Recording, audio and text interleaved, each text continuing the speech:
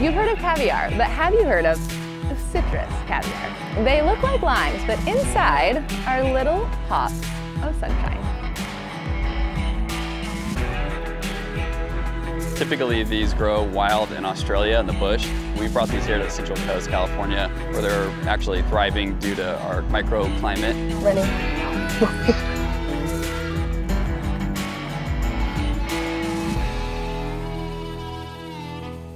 You probably wouldn't expect to find a fruit that originated in the rainforest of Australia right here in the rolling hills of California. But here we are. Finger limes are tiny, temperamental, and one of California's most unusual crops. And today we're headed into the grove to discover how this unique piece of fruit is making its way in American agriculture.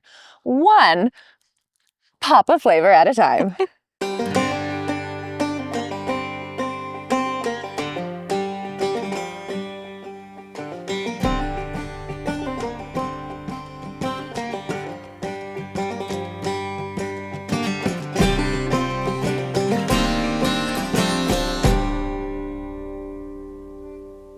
So living in the Midwest, I have seen my fair share of crops, but very standard corn, soybeans, nothing obviously to the extent of this. What made you guys want to bring something like this to California? You might not really see those anywhere, not just the Midwest. We think they're the coolest thing ever. We came across them a while back, and they're just so unique. It's very rare that you see something new, a new produce that no one's seen.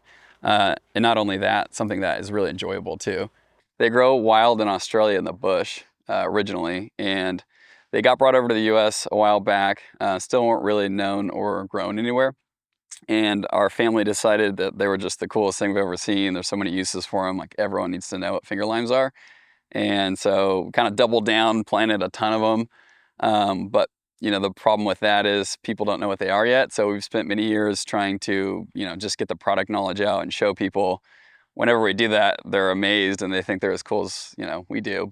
Once you take a look at them, they're just aesthetically really interesting looking. It looks like caviar. When you were on Farmer Wants a Wife and you did this on camera, it was the first time I had ever seen a finger lime, heard of the word finger lime. Yeah, you really don't ever see anything like this. Even people that know citrus well, it's just so unique and so flavorful. But what's cool about them is you can put them on almost anything. So from seafood to Mexican food to oysters to, you name it, you can pretty much top anything. There's obviously, with any kind of farming, there's problems with water and there's problems with pests. We had these nasty little creatures called voles that were eating all the bark off our trees recently. There's, always challenges with farming, but overall they do really well. You guys grow other things besides finger limes. Is this one of your harder things to grow? Is it easier compared to, say, like an average lemon, or even just like compared to a standard lime? So what's different about these compared to a lot of crops is they're constantly fruiting. So we don't just have one big pick for the year like a lot of fruits. You might have a full-size one like this, and you might have a little baby one that's just coming out. And so through our season, they're constantly growing and dropping more fruit. What makes here ideal for growing finger limes compared to the Australian bush? This area is so unique. California in general, obviously the climate, is pretty mild, but here in Morro Bay on the Central Coast, we don't get a lot of freezing temperatures. We don't get a lot of high heat. We get a lot of coastal influence, but it just kind of creates a perfect microclimate for growing these and really growing almost anything. We've got over 15 different types of produce we grow here that are mostly grown in South America in different places. And just one of these has 3 times the vitamin C of like a small tangerine or orange. So they're packed with nutrients and all kinds of different vitamins. Excuse me.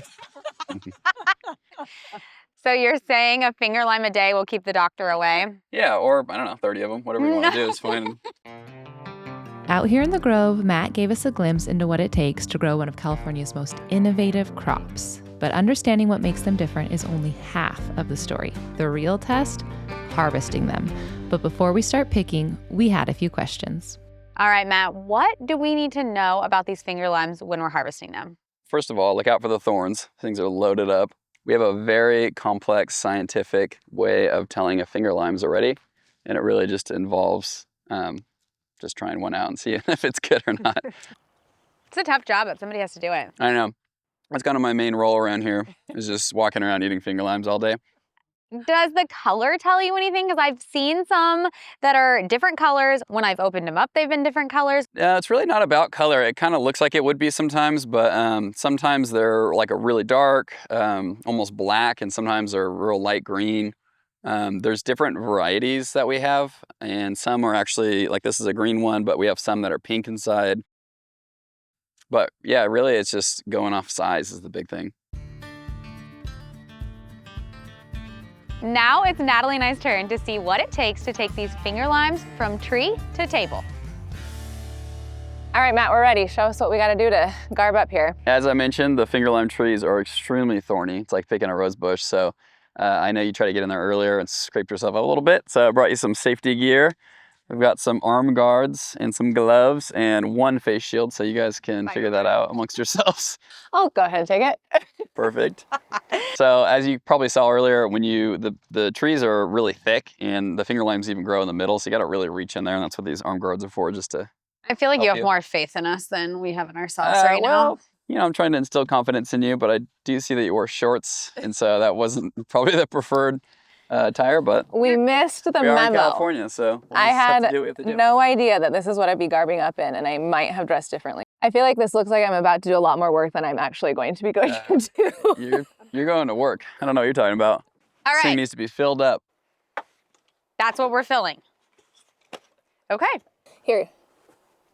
I'll hold. You pick. You have the face shield on. Alright. Shoot, yeah, I did mess this up. So multiple times now you've said how much work it is, how much a lot of work. you're going to be putting us to do. Why is it by hand pick then? Like, why aren't we bringing a machine here to do this? You know, for the first to really grow these commercially, and there's just, you know, we're pioneering it. There's not a lot of people that have done this before, so there's not technology out there for it.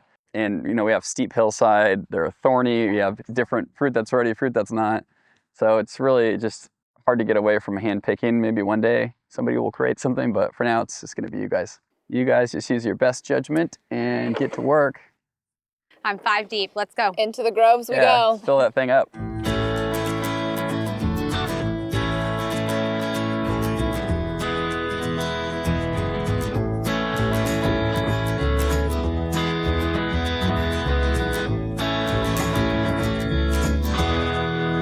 These trees are like bigger than I expected. How long do you have to grow the trees before they actually start producing? Well, with any farming, I think you're like minimum 3 years to get anything, but realistically it's probably more like 5, and these trees really hit their stride more around year 6, 7 is when it really start producing. What does a typical harvest day look like when, you know, the real professionals are out here? Excuse me. It's impressive. I mean, you guys have what you picked here, but Show the class. We're doing so good. I mean, we'll do, I think last week we did like 800 pounds in a day, which is like an entire pallet of finger limes, and it's a lot of work. But we're picking kind of based off our orders, which is cool because these are constantly fruiting. So we'll get a big order and then we'll send everyone out to pick, and then we'll fill that order and we can leave the rest on the trees. So we just got done picking, and I have to say the entire time I was thinking, I cannot believe how rigorous of labor this would be to have to do this from a full day of picking. I mean, Tara and I were only in there for a few minutes, and I would see how machinery would be a welcomed innovation. All right, Matt, I think you're gonna be extremely impressed All right, let's see what you with get. our picking skills. Watch your step. Don't drop any. We don't have any I know we don't spare. have enough to drop.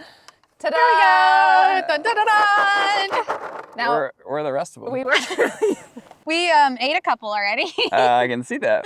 You're about maybe 250 short. It is hard work. Yeah, I will say that. All right, well, that's enough for 3 margaritas. Yeah, right. 3 margaritas. All right, speaking of margaritas, I'd like to take a break and taste a few of these. I don't know if you deserved it, but all right, let's go. I do have to say, seeing what you guys picked here, the girls that were here from Farmer Wants a Wife did way better than you guys. Absolutely. Stop talking. Do not finish. If you know what's good, So, don't finish that sentence. Did you give them champagne with the pearls in it? Maybe that was the motivation. you know, there was other motivations going on, I think. It is such an intense flavor. Finding words to like accurately depict it for people at home, but since they're encapsulated, it almost like pops in your Yeah, mouth you get a that little little bit. burst every time you crunch into one. It's really neat. I mean, There's almost nothing really like it. And it's so cool to put on top of things because you get that little burst every time you bite in. So what do you put it on? What are some examples? My very favorite thing to put it on is like a piece of crunchy watermelon. I'll put those on top and you get like a lime burst crunch with it. But our buddy Neil grows oysters down here in the bay. They're really good on oysters, really good on any kind of like seafood or sushi rolls. Tacos would be so good. Tacos, I've mixed them into guacamole. You could put it on like vanilla yogurt. People have done it in ice cream. I mean, we've had chefs all over the world do all kinds of really creative, cool dishes. After taste testing these, I cannot wait to get home and try these on so many different foods. I think I'm gonna try Matt's watermelon sprinkled with finger limes. Spending the day with Matt in the citrus grove showed us that finger limes aren't just grown, they're engineered with creativity and care. From designing unique growing techniques to mastering delicate harvesting to building entirely new markets, Matt and his family are redefining what's possible in agriculture. And as the day wrapped up, it was clear. Even the tiniest fruit tells a big story. I am leaving with a newfound appreciation for the innovation and creativity that Matt and his family and crew are doing here in California. That's like the heart of Discover Ag, and like what we wanted to do was showcase agriculture you don't see every day. And I mean, I don't know about you, I've never been in the Australian bush, so this was definitely the first time I've seen finger limes. Seriously, it is so cool to think that a little piece of the Australian outback has been brought here to the rolling hills of California and could have a placehold for the future of agriculture. Yeah, I think for me, reflecting back on the day, it just has me wondering what we'll discover next.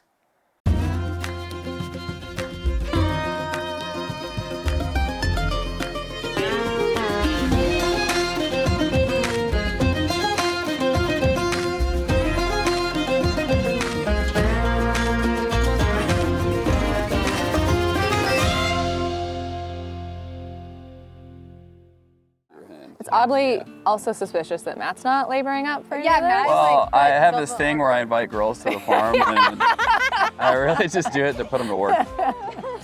Someone has to be CEO, I guess. Free labor, baby. They call it nature's pop rocks. And once you try it, you'll get why.